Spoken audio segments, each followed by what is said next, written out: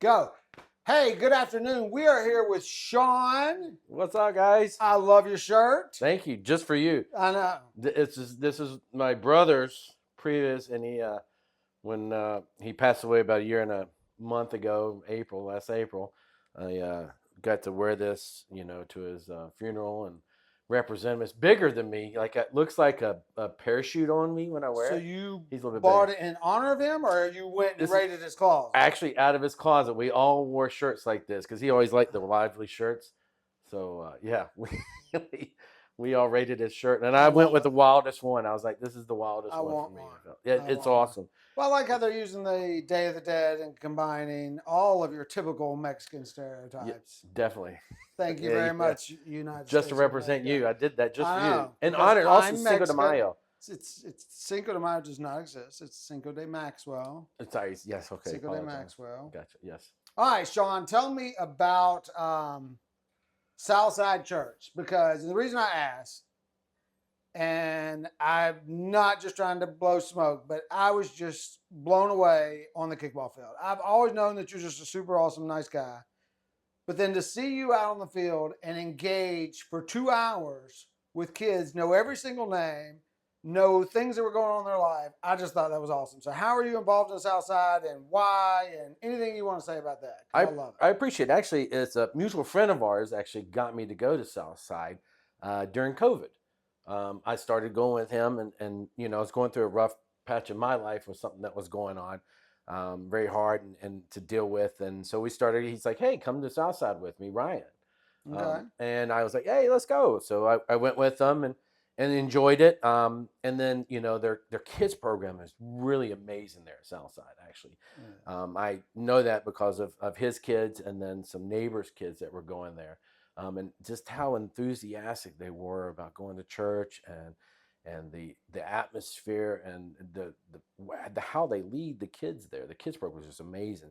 So I was like, all right, you know what? Let's, I started bringing my daughters to it because I wanted to get them back in church involved. And then I'll never forget it. One day where I'm walking up to take my oldest and youngest, both of them, into church. And my oldest looks back at me and goes, Dad, you really should start helping out in the back. You should do a kids program because I did it at previous church. And I was like, yeah, I've been thinking about it, this and that. She's like, I really think you should. I really think you should. And then signed her up, walked her into her class and went sat down. And of course, that day, the lesson for church was volunteering in the back. And it was like a smack in the face from God. It was like, he's like, hey, this is you. This is your calling. And so I was like, all right, let's sign up. Signed up. Got a call from Jenny who runs up street, and man, it was awesome. Our first day there, signed up, and she, they question you as a who you are about what it is and who's getting ready to lead these children further on. Well, the first time I did it, they gave me second grade, and which was amazing. I was ready, second grade. We sat down, kind of learned what their system is and how they were doing it, and then she's like, "Hey, actually, I want you to go to third grade the next time." I was like, "All right." So Armin, who's now a great friend of mine, who he started volunteering at the same time. He and I both started third grade, and we've been with these boys who are now fifth grade since third grade. Loved it. The kids were just amazing. And you're moving on with them to middle school. Correct. Yeah, we're moving up. You could either go back, start over at third grade, or move up with the kids. And Armin and I toss them back and forth because we love Upstreet. We love their program. We love the people that are running it. But we love the kids just as much, and we love being there for the boys and trying to be a role model for them, and to show them what love is and um, what God's message is and how to treat others and in life and deal with difficult situations. And man, for me, going to Southside and being there was I learned more from the kids of being there. And it wasn't that I was teaching the kids, it was the kids were there for me. And in return, I saw love, I felt love, and I got to be just there for the boys. And I loved being there for the boys. I loved doing that because, I got two girls, loved them to death. They're the best things in the world for me.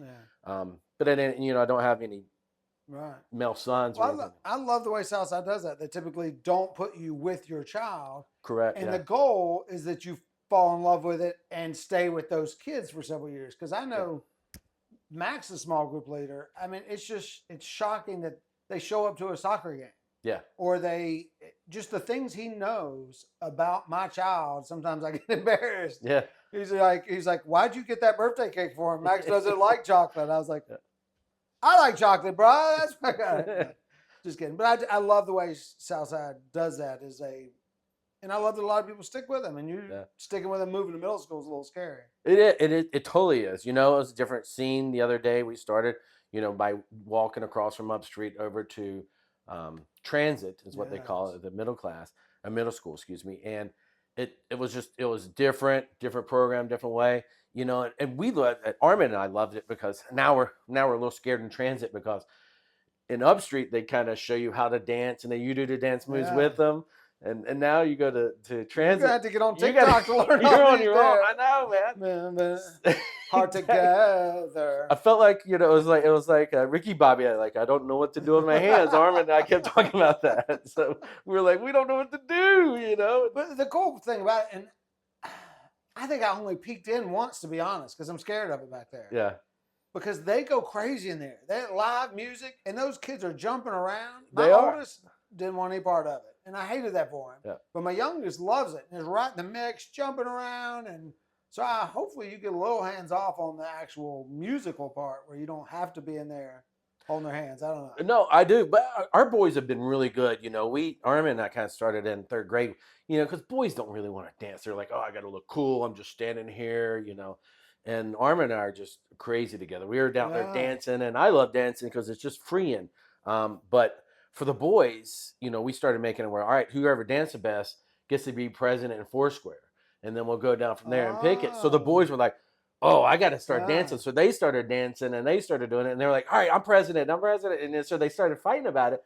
And then they took it to another level where they would go up on stage and dance with the dancers on stage and stuff. As the fifth graders? Yeah, as the fifth graders. Because I was what was my position? The storyteller. Yeah. And we could never get a fifth grader to come up on stage. Oh, no, they go up there. Unless they were throwing a pie in somebody's face. That was the only reason they would ever volunteer. They did do that. That's amazing. I got slimed once, and they enjoyed that. Yeah, that was awesome. enjoyable. Well, I know I appreciate it because me and Ryan joked for years, like, are you signing back up? And it's like, yeah, but let's get a position that doesn't involve the kids. And so that's why I was like, I can storytell because I don't, and you're actually in the room, you're a small group kids leader, which requires a commitment, and you have to be on every time you show up. You can't have an off day. So that's awesome. Yeah. Well, thanks. I appreciate it. It's the kids. It's all about the kids. Yeah. And they make it enjoyable. And that's what it is. Even when you're having a bad day, those kids just make it an enjoyable time. And it really brightens my day up. I look forward to it all the time. Not only that, but the leaders were amazing. You had the support from the group leaders there. Yeah. And, just the worship time, just the singing and dancing would change your mood so much. And, you're just trying to show the kids that they just have fun, just be kids. And it's cool life. to believe in God. Yeah. Yeah, exactly. That's I think the new mission. I agree with you. Yes, sir. Yeah. So, all right. So you have two daughters, and our kids are the same age, and they've known each other for a long time, which is kind of cool. And y'all live next to one of our friends, so that was a surprise when Max got out of the car at a mutual friend's house, and one of his other friends is playing in the yard, so he's wanted to move over there forever. But which one is your favorite? Which one of my favorite is Daughter. The kids? Yeah, which one? Oh, come on now. There's no favorite in kids. We know that. Okay. Here, I'm gonna stop the tape. Now you can tell me it's not rolling. Yeah, right. You know what? They're both. They're so different. Are they different? It's so amazing how different they are. My oldest, she is just into sports, kind of like me, with the sports thing and very competitive. She's taking on different sports than I'm used to. With swimming and things like that, and softball, kind of like baseball, which I did. But she has her own way of life, and she's awesome. And that was the other thing too. I didn't even talk about both of the daughters. They both volunteer at Southside in second service, which is awesome to me. I love it that they do it. So Cameron's my oldest. Cameron, she's more into the sports, the athletics, and then socializing. And then Brooklyn, who is I was her soccer coach when she was 3, I believe it was. I think it was. Could not get her to play soccer for the life of me. She just sat there on the sides like, nope, I'm not going in. That's Max, yeah. And but she has taken on to another realm, which is dancing. She loves dancing. I mean, like it is. She does it 6 days a week. I don't know how she What kind does of it. dancing? Ballet, contemporary, you Hip name hop. it. She doesn't do hip hop. She hasn't got any hip hop yet. Don't they have like classes for that too? They do, yeah, they do. She just made companies this year, which is amazing for her, especially Maybe her y'all age. know what that means. I don't know. 11. Yeah, I'm just learning. I'm learning everything about ballet. I didn't know certain ballet shoes. First they're like paper in the front, so you got to buy them like once almost every year. These ballet shoes, and then eventually you get so good you can wear plastic ones. You don't have to buy them. Oh Lord! But yeah, then they get them tiny toes, right? Dude, I do. I know they like their toes crink over or something, and they get those tiny toes. Yes. That's weird. But she's amazing. She's very loyal to her friends. The youngest Brooklyn, dancing is that's her life, and it's awesome to see her. She loves it, glows. She does great on stage. Yeah. Especially young as she is. Yeah. To be in company was just amazing. Awesome. My kids are completely different. I would be very interested if anybody has kids, anybody out there that has kids that are the same. Like, I feel like everybody says that. And I know obviously they're going to be a little bit different, but my kids are dramatically different. Yeah. Like, everything that they like, the other one is like to the extreme of the other side of it. It is. It's so amazing. It is wild. They do like going to Braves baseball games. We love. So they do have that in we do have that connection. Yeah, I was able to take them. A great friend of mine who lives up north in Atlanta has season tickets, and he gave me some, and just we had the whole Delta 360 experience, and it was just amazing. They had so much fun. I mean, you could unlimited ice cream and candy, and then say, yeah, throw it here, and the guys. You got a little maitre d', he's throwing food to you. And he had those good seats down there? Oh, yeah. I've done that before. Yeah. Thanks to, I think the gentleman's name was Orlando, was it? Oh, what was it? He owns a moving company. And I was invited years ago and sat right behind the plate. Yeah.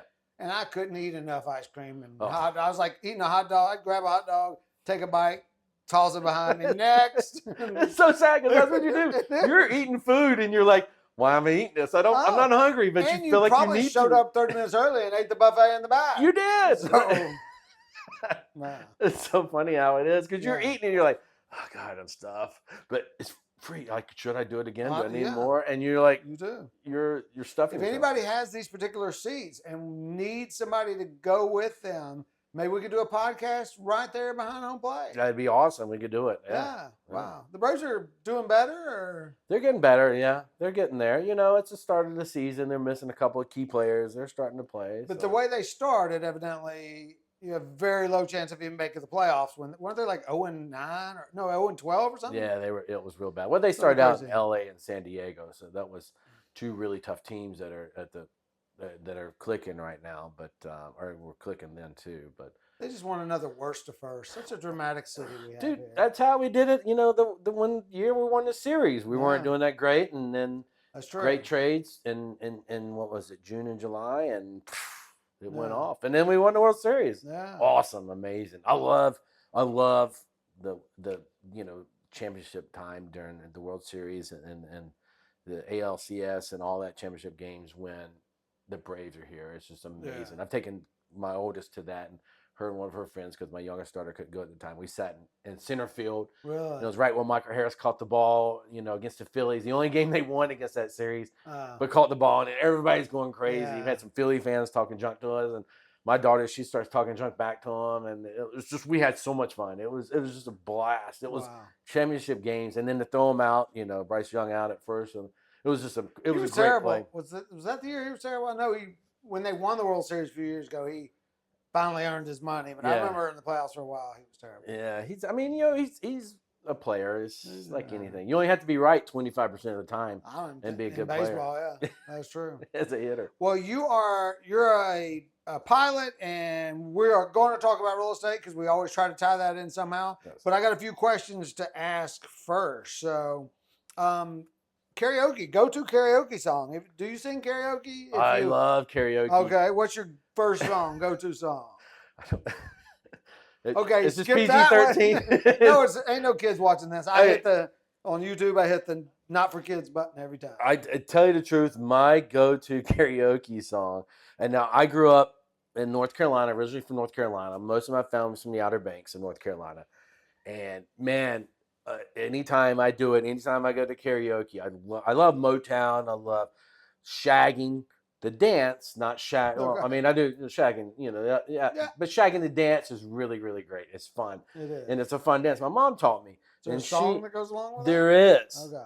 The name of the song is "Stroking" by Clarence Carter. Ah, okay. That is my That's a shag go-to. song? Well, yeah. I mean, Oh, you you shag can. to it. Yeah, it's like Motown and this and that. Yeah, I'm but thinking shagging like Grease and that type of thing. Is that different? no, totally different. Is Yeah, that swing dance? no, What is shagging's shag? like the Four Tops and Temptations, the Band of Ah, Oz, okay. all those. You go like and so most of my family, right around Myrtle Beach, kind of where shagging started. Okay. You got the Spanish Galleon and Fat Harold's, which is a real famous, and yeah, you'll get people out there shagging and dancing and all Okay. that, man. And we used to go to 2001. It's no longer around, 2001, but they had like the adult side where you do shagging with adults were, and then they had like the younger crowd side on the other side where they had some club music and things like that, and then yeah. Interesting. All right. But Next question. Time travel. If you could travel in time, would you go back or forward?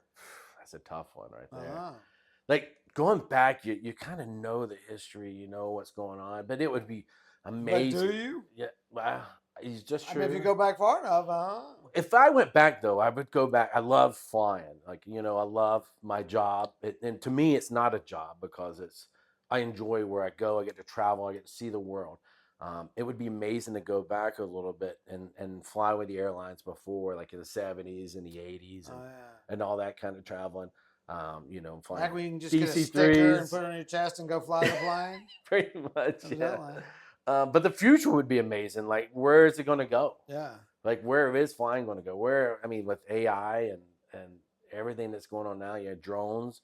I feel there always will be two pilots in the airplane in the cockpit, but just because of, you got imagine Heart attacks, alcoholism. One might get too drunk. And it's like, we don't have that. I don't know about that. Most of the guys are really good about that, but pretty good. you just never know of the situation. You can't guarantee security on an airplane. Right. We've seen that with airlines, governments.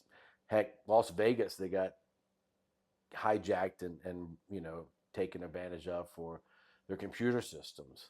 The airport or a plane? No, Vegas, Las Vegas. The whole town. Yeah, MGM and all that, where they had to pay millions of dollars for that. So, and you can't ever guarantee that with an airplane. So I always feel that you have to have somebody at the controls. So they still train pilots like on how to actually fly the plane? Because I know a lot of it is automated now, and I'm speaking out of complete ignorance because I don't know. But yes, you had to learn how to fly an airplane. So when you're flying, you start at a young age, right? So most people will start, you can start at 16. You can get your license at 16. But I started out in college learning how to fly. Right. And how I wanted to become an airline pilot. One was Top Gun. Obviously, there's a lot of people around my age. Top Gun was a big one. And then I went up with a friend of mine in a little Cessna 172, got sick. But I was like, this is awesome. This is so much fun because you get to see the world. You're above everything and you see so much. And just the expertise that it takes to fly the airplane, the attention to detail, and especially at first, when you first get an airplane, everything seems so fast and going so fast. But as you get more hours and you get more experience, everything starts to slow down. And it's like riding a bicycle almost. I know Max went to space camp one year, summer, and then to aviation camp. And he was 100% going to be a pilot. He wanted to be not just a pilot, but a fighter pilot. But then when he came home from the second aviation camp, it was over because they put him in that simulator with spinning around. He's like, centrifuge. I don't think I can do it, Dad. I don't think I can do it. So he evidently he loved everything about it. Yeah. But he was like, and he rides every roller coaster there is, but that just made him so sick. He's like, that dream is gone. I mean, he would, but fighter pilots, it's a different world. I wasn't a fighter pilot. I wanted to be one, and I had different aspirations. After college, my thing was obviously I wanted to be a commercial airline pilot. I want to fly around the world, see the world, and be able to travel and the benefits that you have with that. But I also wanted to be a fighter pilot. But and in college, I was an intern at a major airline. Worked in pilot recruitment, so I knew how to get hired, what to do, some of the questions, things like that. So there were different ways at the time. This was prior to 9/11. Yes, I'm that old. It's amazing. Some people you fly with now. 1911. I know some of you are thinking 1811. No, 19. 2000, When did that happen? 2001. 2001. Yes, 9/11. 9/11. September 11th. September 11th. See, I wasn't old enough. I was. See, that's what I'm saying. See, there you go. But we're fine with some kids now that weren't around during that time, that were born. So to circle back to that, Yes. the reason I asked about automated, because I've spoken with people like at mechanic shops or talk to them, and kids now are trained to do the check where they stick the computer thing in there, and cars are so automated that a lot of the newer mechanics have no idea how to actually work on a car. Yeah. Like to diagnose it or to pull it apart, like because they're trained on they're being told, hey, check blah blah blah. So I guess being a pilot is a little more important than it is. Yeah, and we need our mechanics. As you go through your career, like I said, as you go through your career, you learn the basics first. You learn how to fly. You learn what lift, drag, this, and weight all is, the 4 factors on the airplane. And then you go from there, and as you advance, now with newer technology comes in, but you still learn at a very basic age of how to deal with the airplane, how to fly it. Like, what if I lose an engine? Where am I going to land? So it's that thought process, and you always and that's something in your mind. Like, what if something happens? What if a medical emergency happens? Yeah. Or what if you lose an engine and you're halfway across this? Because a lot of my flights now are international, so I'm going across. We call it the pond, the Atlantic Ocean or Pacific Ocean. Yeah. So and you got there's a lot of people that are relying on you in the back, and it's one of those things. That whole thought process. All right, what happens now? What happens now? So we prepare. You always want to plan for the worst and hope for the best, if that makes sense. So is drag the reason why I can't get under 30 minutes in a 5K anymore? That would be a lot of it. Yeah, probably a lot of induced drag. And too many self-chosen birthday cakes. Yes. So, all right, let me think of one more. I love this question. Who was it? As a dad of girls, let's go with this one. Most embarrassing song that you jam out to? Oh, man. Dude, probably a bunch of them with 2 girls. They hate me dancing anytime. It doesn't matter what song it is. It's like, yeah, no, they don't like it at all. But I mean, dude, I love old school rap. I get down with it. You can't be embarrassed about that. I mean, mine is like Baby, Baby, Baby by Justin Bieber. Freaking love that song. Do you really? I love it. Like, I mean, it makes me happy. I'm just like, babe, I skip around the house. Like, if you're talking about me being embarrassed, you embarrassed. I would say you don't want anybody to know. It's crazy. Sometimes you get, and I'm really not great at naming songs, but I'll throw down to anything. Like, I'll throw down with Taylor Swift. I ain't afraid to dance to that. My youngest got me into Taylor Swift and New Kids on the Block. Even Doechii. Hey, see, we're modern. See, yeah. I mean, I'm not afraid. Anything with a good beat. I love music with good beats, and I do. And a unique voice, and it just. Oh yeah, I'm down from rap to country to pop to whatever. I just love it. Smooth jazz. I like some jazz. Even we were doing that in Paris this past weekend. Guys were listening to smooth jazz. Well, Frank Sinatra. Well, if you're going to Paris, yeah. You know what? You talk about difference, and we're gonna move to real estate right after this, I promise. But Aiden loves.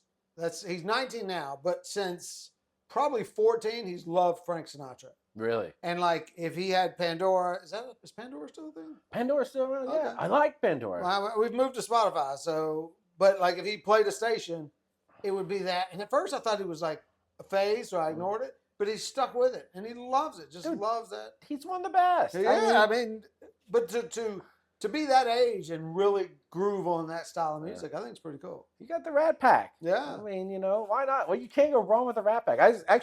Who is the Rat Pack? James Dean, Elvis Presley, and Michael Jackson? No, it's James Dean, right? I know he's one. It is, yeah. Sammy Davis Jr. Yes, that's the other. Oh Yeah. yes, I want to learn how to tap dance. Dude, Sammy Davis, he rocked Yeah. it. I ain't gonna lie. Yeah. He was, and you actually on the movie Back from Paris I was watching was Better Man, and it's about Robbie Williams, the English guy, and he was a huge Frank Sinatra fan. That's where a lot of his love came from. So I don't even know if I know tap is a thing, but I think it needs to be pop again. I love Irish dance, Scott Porter, and the whole. His kids are just killing it in Irish dance, but I think it needs to be like, what do you call it? Mainstream. Like we need somebody to just come rock it out. I don't know how they would. They got to obviously put some modern spin on it. Maybe my youngest will do that. She does tap dancing. Oh, Maybe she might bring it back. Who knows? Does anybody have a size 10.5 tap dancing shoe? Because I think I could learn it, and I don't care. It'd be like I'd have fun no matter what. I'd have fun doing it. It's like a drum set. I do it. Beat the hell out. I do. I've always, you know, what I always want to do in a band is a cymbal guy. Like you get to travel and tour with a band. Did you just do that? I did the cymbal guy. I did. Like you know, like the finger cymbals. Yeah, exactly, man. You're just the cymbal guy in the band, and you get to do the parties with them. You have all the traveling with them and more entertainment. Cowbell. And you're up there, and you're just like, yeah, I'm part of the band. Ding, ding, ding, ding, ding. You know, I bet that's a cousin or a brother. Maybe even the triangle. Like every now and then, the triangle would be cool. Yeah. All right, let's go to real estate. All right. So you're buying a house. You're in the market for buying a house. I am, yes, sir. So tell me, let's just start. What's it like now, or how's it different? Because you've owned homes before. So how is it different today? And we're not talking about the market. We know where interest rates are, but just the process of buying a house. How does that look different? Well, obviously now, you know, there's a lot more. So I've owned, 3 houses now.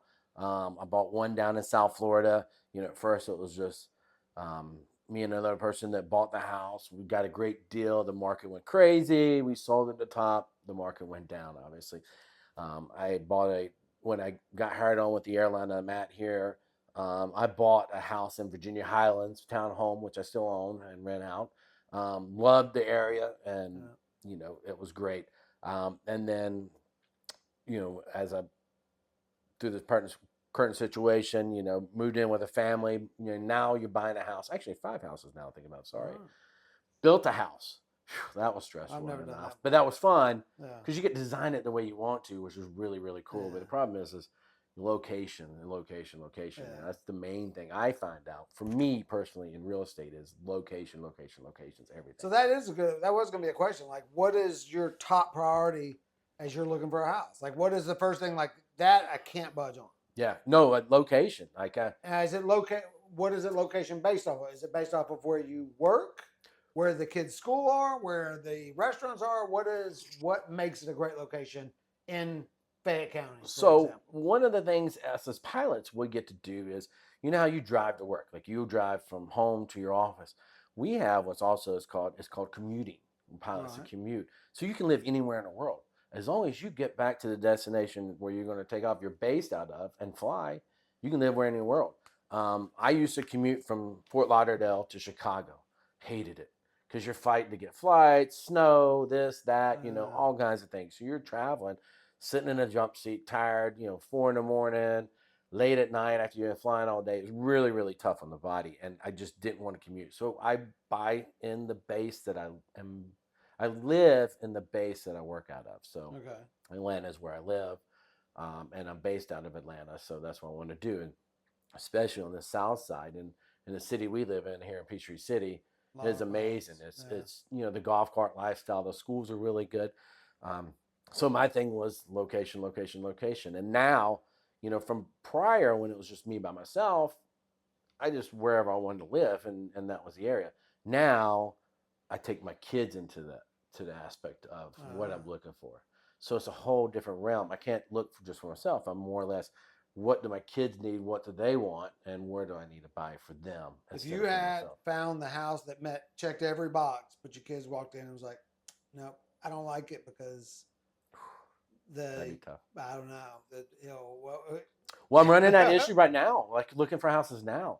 You know, I got one child's like, oh, I really like it. The other one's like, nah, you know, I don't want to live here. I don't want this. I want that. So you're conflict. Now you got 3 people you're trying to make happy is to find a place that you want to live in. That's tough. So it is tough. It is, you know, you're trying to make everybody happy and want them to feel, the main thing is I want them to feel home, but you provide that with the love and affection Yeah. that you give to your kids. That's what makes it home. Yeah. But the walls and the roof are pretty nice too, Yeah. which is You extra want to be added. cool. And, Yeah.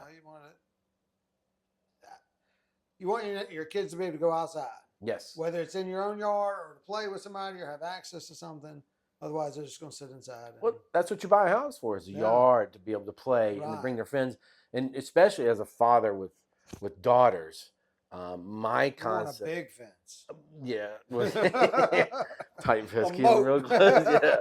Well, my thing is, and that's the thing, with the house I want to provide for them or give to them is, I know what goes on at my house. So I know my kids are safe at my house. So I want to have the entertainment house where they come and bring their friends there. Yeah. And they enjoy the entertainment and the love and the atmosphere at my house. So do you tell the realtor, I only want, all the bedrooms have to be upstairs and they have to be really high off the ground?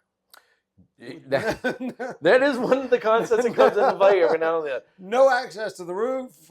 No sneaking out. None of the stuff that I used to do. Yeah. Yes, no dropping. Yeah. Master on main. Master on main, right underneath their window, and make sure that they're at least 20 feet off the ground. That is correct. Yes. That's what I yes. as well. And then where you can lock it up at night, where it's like. Oh yeah, and the beeping windows. Oh yeah. Yeah. We wonder why our kids are so soft, because we just control everything. We do. Real estate agent. Are you working with a real estate agent? Are you doing it by yourself? No, actually, I'm working with a real estate agent, a good friend of mine, Jenny Odom, or Jenny Capella now. Wortman. Actually, there's a few of them in there. She was. She's Latin American. Love you, Jenny. Jenny, we love you. Yeah. No, she's not. Kaplan, yeah. Well, I'm sorry. It's names that I knew. This and that. But yes, no, she's amazing. She's helping me out. And I feel so sorry for real estate agents too, because you go to look at so many houses and you're like, I like this or I like this, and there's a lot of time. And now you see why they should get paid what they do out of the aspect. And for you, you're in a current rental lease, so you're not. It's not urgent. Like you're not. I got to have a house in 30 days, so you get to be a little bit more picky. I do, yes, and that's one thing I'm at. And looking in Peachtree City, like I'm looking at some of the houses, and the prices are like, they're. I think they're a little more than some houses can get. I think they're not. The thing with Peachtree City is it's an older town, so the house you buy, you got to fix up a little bit, and it's how much money you're going to involve into fixing that house to put it where you get it to where you want it. And you've got time, but I want to get into a house where it's livable at the time and in the right location. And that's where I'm running into a lot right now is I'm not really rushing into anything. I can be picky. I can be a little bit of this and that. At the same time, I want to look at it and getting it at a good price, and being able to fix it up the way I want to, and having that house look good and be presentable. And what you need is a good lender that can do a renovation loan. So a renovation loan is not. We won't talk about that, but there are loans that allow you to renovate and do all that. So you went back to location before, and we have marketing materials to talk about that. It's like, if you're struggling to find the perfect house, buy the house in the neighborhood, in the area that you want. Make that the number one priority. Correct. Because we have loan products that can help you totally redo a kitchen, finance, whatever, redo the deck, or there's even certain programs that allow you to roll a pool in and finance a pool. So there are loans that will help you do that. I didn't know that. That's a good thing. I did not know some of that. I know there's like construction loans you can do, but I didn't know. So when we call a construction loan, that's more for you're building ground up, you're starting. Okay. Renovation, you're buying something that's already there and it needs fixing. Now, do you have to do that? Do you have it appraised and then you can get a value above that? How does that work? It's a subject to appraisal. Okay. So you would write a contract like normal, and then the subject to, you would tell us everything that you want to have done. Mm-hmm. And then we would have an appraisal based on all of those items. Oh, okay. So like a future appraisal almost kind of thing. Right. Oh, okay, so if it's just cosmetic, you're not going to see a huge difference. Right. But if you're changing the square footage or, anything obviously that would change values, and I think we have other videos about that. So I didn't know that. It is possible. That's good to know. We're not here to talk about my business. Well, but that's something I know. I need to know. So I get to learn from your business. Exactly. At the same time we do this. Yeah. And so how'd you find Jenny? She was a neighbor of mine, 2 houses down, and then she's just been amazing. She's Yeah. she's great, and um, she's been awesome helping me out with That's great. this. So I'm setting this question up on purpose. Yes, I know Jenny very well. She's an outstanding real estate agent. correct. Um, we often tell people, "Hey, don't use your friend, Yeah. don't use your cousin." So this is your chance to promote her. What makes her a good real estate? If she wasn't your friend, would you still use her? I would. And the thing is about her is she's very reliable. She understands my lifestyle.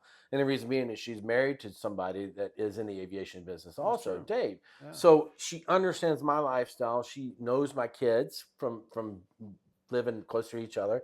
She knows my kids very well. So she knows what I'm about, what I'm looking for, what the kids need. And she has 2 daughters of her own. So she gets my whole concept of what I want. Yeah. So she's just amazing. She's just been reliable.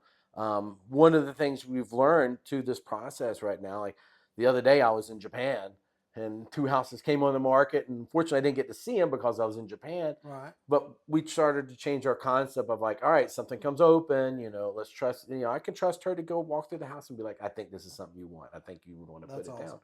down. And she would That's put the offer awesome. down. Like that's who I want. That's what I So I a lot need. of agents, people that I've had on here, we've talked about like the desirability of that and separating a real estate agent. Like, what are the skills of a good agent? And likable and getting along is huge. It's important. You want to get along because then you can be open, honest, comfortable, answer those questions. But you also want somebody that asks those questions. They ask you a lot of questions and they know your needs and they're not just trying to sell a house, and that they are comfortable doing something like that. The fact that you would trust someone to potentially make an offer on a house without you even see it, I think that's a huge compliment to the buyer agent relationship. So She would, yeah, and that's the thing. We haven't done it yet. We haven't had that happen on a trip. But I'm willing to do that. Like that's who I trust her and what she does and what she's seeing. And there are protections. So if anybody's ever wondering anything that's crazy, he's not actually going to fully buy the house. Great. He would just make an offer, and she would help him negotiate a contract. And once you're under contract, you typically have, it's called due diligence. You have 7 days. You could ask for 14 days due diligence, which then gives you time to order inspections and truly do more and go through it. Right. So if you're not in town right away, and this is actually kind of common for people that are travel a lot, or they live in California and they're moving to Georgia for a job. So which is good. We have a lot of that, with the movie industry that moved in, and I think that kind of drove the house prices up faster than it was, because I mean the houses are so much cheaper than what they are in California. But I think we're hitting a different realm right now. There's some of the movie industry has moved out, but the houses that are really good are man, they're gone like in still days. In this market. Isn't that crazy? Yeah, and then but then some of the houses that need work and need stuff done are sitting forever. So it's it's a testament to the house and to the people that do it. You know, and there are, sorry to plug again, but there are renovation products to get your house ready to put on the market. You can actually do that loan knowing that nobody's buying this house with this carpet and with that bubble roof or whatever that stuff's called. Oh, I hate that popcorn ceiling. Or whatever it is. If you know that you're going to lose, $25,000 when you try to sell it because you need repairs, but you only got to spend $10,000, there are loan products for that. So, all right. So let me, as far as real estate, when you walked in, and I've not thought about this, but as a pilot, you said something about buying real estate out of the country. Yeah. No, what does that look like? I don't know. I'm just starting to look at it. I've asked some friends that talked about maybe like creating an LLC together. Of course, they laughed at me because I went down to Santiago, Chile, and just loved the city. It's just a great weather. The atmosphere, and it was just one of those things. Like I like real estate. I love real estate. I love traveling. I love being able to see places. Especially in my business, I'm traveling all around the world, and it'd be great to have places that you can go and stay when you want to at any time. At the same time, you can invest it and do Airbnbs and rent it out. But at the same time, especially if you have friends that are in the airline business, we get to travel for a very, very, very good discount. Yeah. And to be able to do that and go some places when you want to, especially when you retire. Yeah. and live there for a while, even in Right. however long you live. Yeah. I just think it'd be amazing. I just think Yeah. it'd be so much fun. And I love real estate, and I love investing in real estate. Luckily, knock on wood, I I think didn't it's want to real destroy your hat there, but knock on wood, No. I've had luck Love you, with real Scott. estate. I've had luck with the real estate industry, and Yeah. again, it comes down to location. Well, and I'll address that from a lending side because I don't just reciprocally. I don't know what the right word is, but so if you were a pilot in Europe and you lived, and you were a European citizen and wanted to buy real estate here, it would be difficult to get a mortgage. That is, you can Right. own real estate anywhere you want, no Mhm. restrictions to that. But typically, you have to have you have to have credit established. We have to verify credit history. So the LLC, you'd probably have to borrow in the name of the LLC. There's probably some unique products that would just require some large down payments. Private investors, I don't know what it would look like, but I'd make sure on the mortgage side, if you needed to borrow any of it, that'd be something you'd really want to look at up front, because I don't know what their lending requirements are. So maybe you go to a European bank and they might have the same rules where they're not going to lend you because you don't work there. Yeah. But That makes sense. I don't know either. I mean, I'd like to create my own little, if I can say that on this podcast, Trump, enterprise where it's like, you have real estate all around the world, and you have these places you're able to go to. I think it'd just be amazing. It doesn't have to be. Well, we know each other, so to address that, we hate everybody in politics. So That's very true. You can talk about anybody you want. I hate them all. Well, I mean, he's just been successful in real estate, and maybe some of it's controversial in that, but debatable. Yeah. Well, clearly he has. He's Yeah, I just think it'd be great to have your own little enterprise and be able to travel around the world and have your places to stay. And it's running. I mean, obviously we're running out of land. It's going to go away at some point. And so then once there's no more places to build, obviously the prices just continue to go up. No, I agree. And my thing is too, it's not just for me now, it's for my kids when they get older, to have that investment for them, to be able to invest for your children, because that's all we do. When we die off and go away and turn it. It's never going to happen. I know. They got AI bots that are going to shoot in our veins, and they'll just fix us all the time. I'm totally game for it if I can, look this pretty for the rest of my life. That would be awesome. It's hard, especially with this hair. The hair is amazing. I know. It's on point today. Just a beautiful man. Well, thank you. I appreciate that. The shirt helps too. It brings out the light, the disco light in your eyes. There is a party in this shirt. We are invited. We'll have margaritas afterwards. All right. Anything else you want to add? I got a quick game that we're going to go out on.